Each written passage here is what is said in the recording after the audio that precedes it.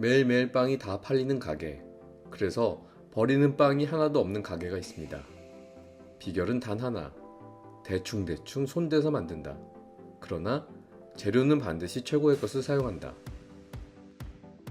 처음에는 수십 종류의 빵을 만들었고 직원도 8명이나 있었습니다. 하지만 가게 매출은 커도 팔아도 돈은 좀처럼 남지 않았습니다. 직원 모두가 열심히 빵을 만드니까 제대로 월급을 지불하고 싶었습니다. 그러나 팔릴 때는 많이 팔리지만 팔리지 않고 남아서 버리는 경우가 훨씬 많았습니다. 무턱대고 열심히 만들어봤지만 돌아오는 건 자포자기의 심정일 뿐.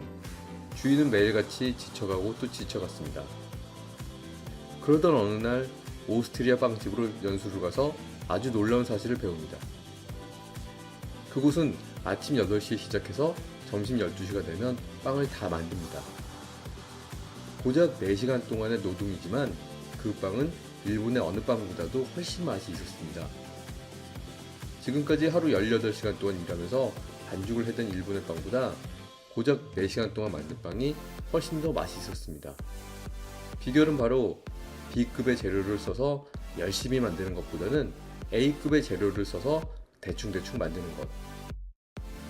이것은 단언컨대 맛이 있고 만들기가 편했고 심지어는 가격까지 낮출 수가 있었습니다.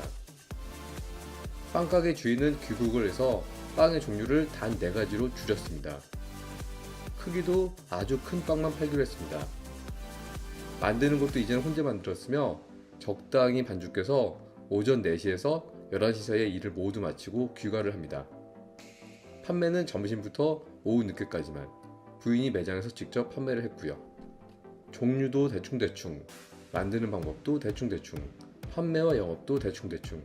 그러나 재료는 반드시 최고의 것으로.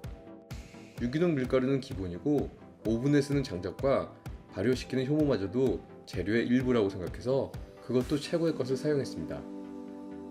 재료비는 배 이상 들어갔지만은 여러 사람을 고용해서 만들지 않고 혼자서 대충대충 만드니까 훨씬 싸게 만들 수가 있었습니다.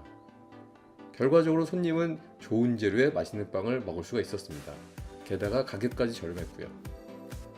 엄밀히 말하자면 대충대충이라고 할 수는 없을 것 같습니다. 본질을 파악해서 쓸데없는 곳에 힘을 빼지 않았기 때문이죠. 그런데 어디 빵집만 그러겠습니까? 다른 일에도 모두 공통적으로 적용할 수 있을 것 같습니다. 하루에도 팔리지 않고 남아서 버려지는 빵들이 못내 아쉬웠던 히로시마의 한 빵집. 이제는 예약이 밀려서 인터넷으로 주문을 해도 2달은 걸려야 맛볼 수가 있게 되었습니다. 히로시마의 빵집처럼 지금 여러분이 하고 있는 일의 본질을 한번 찾아보세요.